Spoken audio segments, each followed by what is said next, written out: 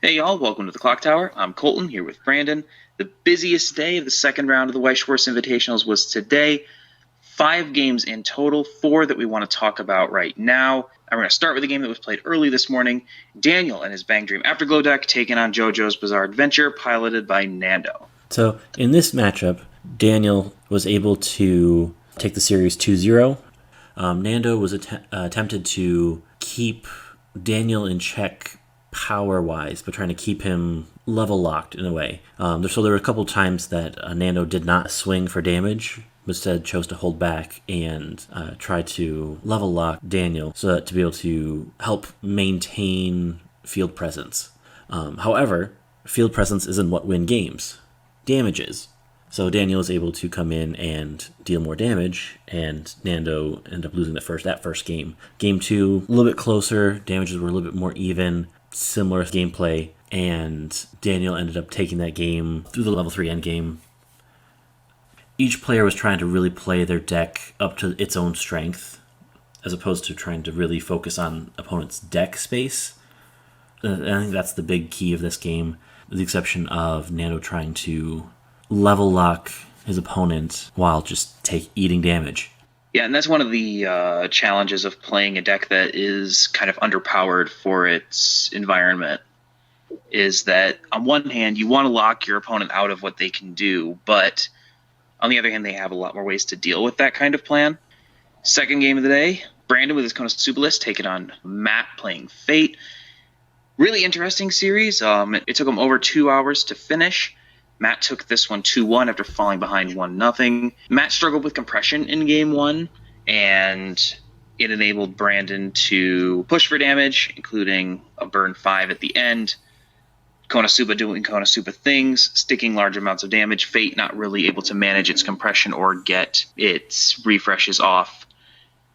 Game 2, Matt had a much better deck state, and Brandon didn't have the resources to play the full KonoSuba endgame package. So Matt ended up getting 3 cancels off. Brandon unable to find his burn or his clock kick. Whiffed a couple of the ambush unions on his last turn. Didn't pull any level 3s off of them. Had to try to win the game with vanilla swings. Matt had the deck state to deal with it. And then in game 3, Matt closed the deal. He left an empty front row in the end game for Brandon to swing into. Didn't give Brandon the opportunity to get his clock kick Megamine combo off, so we tri-fielded Aquas. Didn't get enough damage to stick. Matt turns around and sticks his vanilla swings on the return. Sticks 7 off the top in 2 attacks, and that was that. He took game 3. Matt moving on to the round of 8. Brandon dropping into the elimination bracket. The first loss KonoSuba has taken to a deck that is not KonoSuba. And Fate finds its way into the round of 8.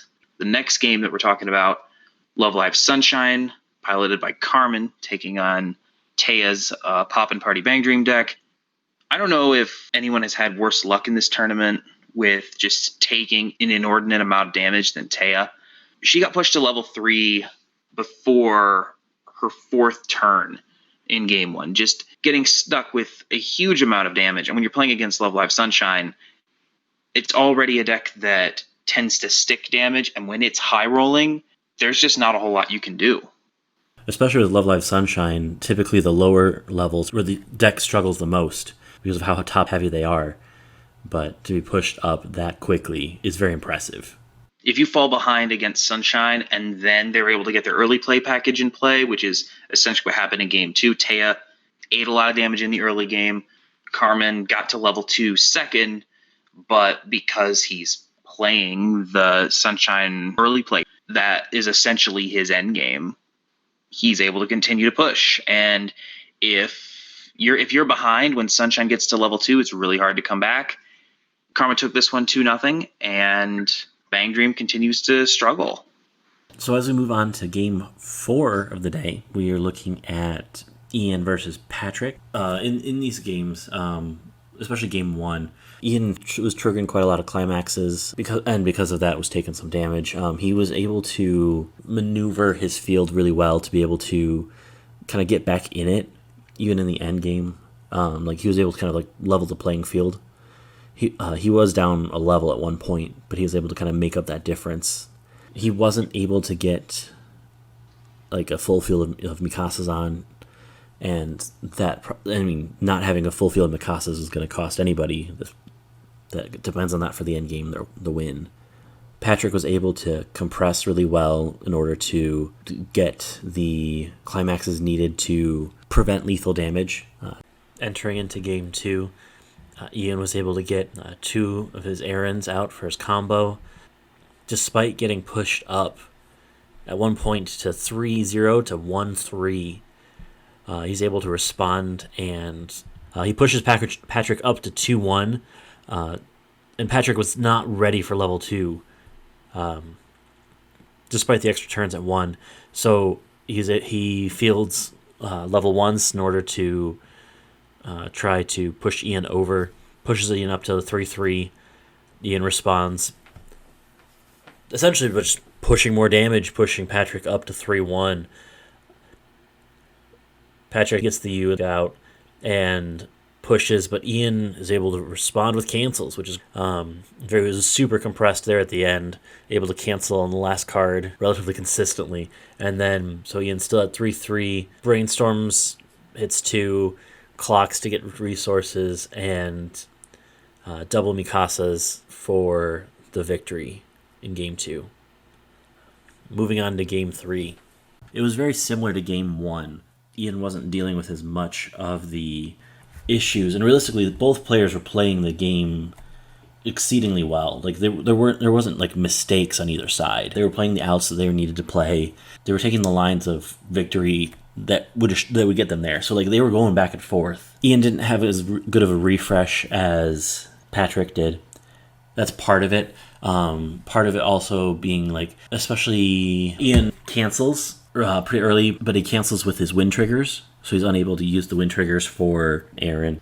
When you're denied your Aaron combo, it makes it harder to win, because if you take away the plussing engine, you're not going to get the cards and resources you need to win the game. Not being able to bounce Aaron limits the resources in hand that he would be able to get. He also had a hard time getting mobility gears, also because combo, but especially with mobility gear being a staple of the deck, not being able to play it or in the moments that you want it is a detriment for sure.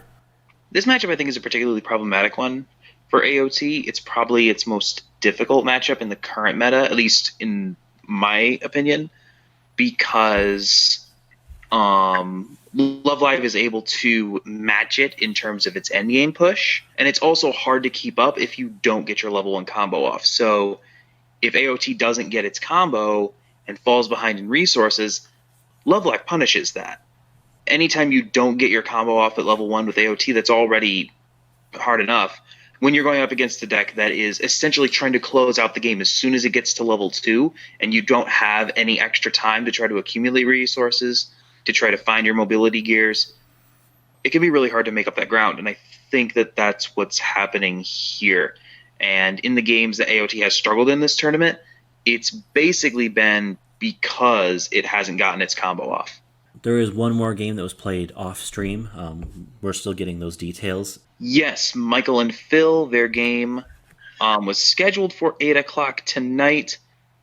So tonight being Saturday night, we don't have any results from that game as of recording. We may have them by the time you see this in the morning, but as of the time of recording, we don't have anything for that, and we already have enough games to cover in this video, so we are going to talk about that one tomorrow when we talk about the final games of the second round of this tournament. Let's have a quick look at the bracket. Top 8 in the main bracket almost done. Davida and Mateo, the only matchup left. We are going to have, for sure, 7 different decks in the round of 8 in the main bracket. Whether or not we have 6 or 7 sets depends on if Mateo can become the second SAO deck to qualify, or if Davida becomes the 7th individual set to qualify with his Cardcaptor Sakura deck. In any case, it's honestly really cool to see all of these different decks in the third round of the top bracket. I think that it speaks to the health of the meta that we have right now.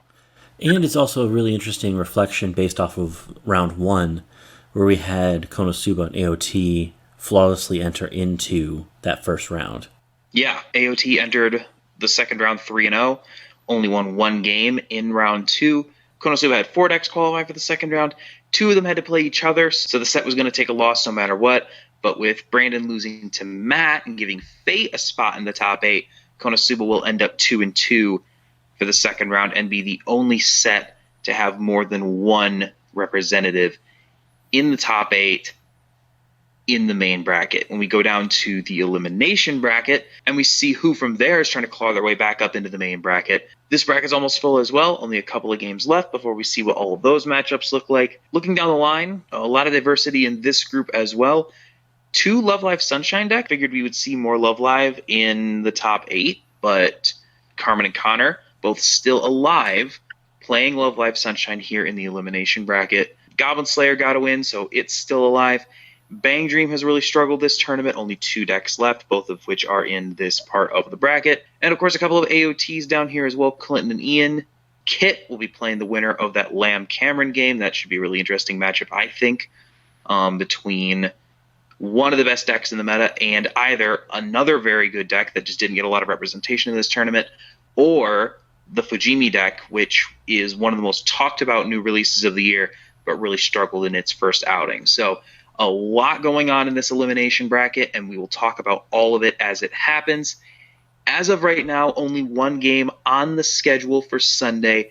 DeVita and Mateo at 9 a.m. over on Strictly Broken. I know I will be watching that one very closely. SAO trying to prove that it still belongs in this meta. DeVita still hacking away at it with Cardcaptor Sakura. He keeps finding success, and I think a win tomorrow would be a huge statement win for him and that set. So should be really interesting. That's what I'm looking at in the bracket and the upcoming schedule. Brandon, what are you seeing? Yeah, I'm just looking forward to the variance in the top end of the winner's bracket, and looking forward to seeing what the next round brings. There is a light at the end of the tunnel as far as this tournament is concerned, and we will be here for all of it. Thank you so much for joining us again today. Please like, comment, and subscribe. Pass this along to someone that you think might find it interesting. Thank you again for joining us. We will be back tomorrow, and until then, have a good one. We'll see you then.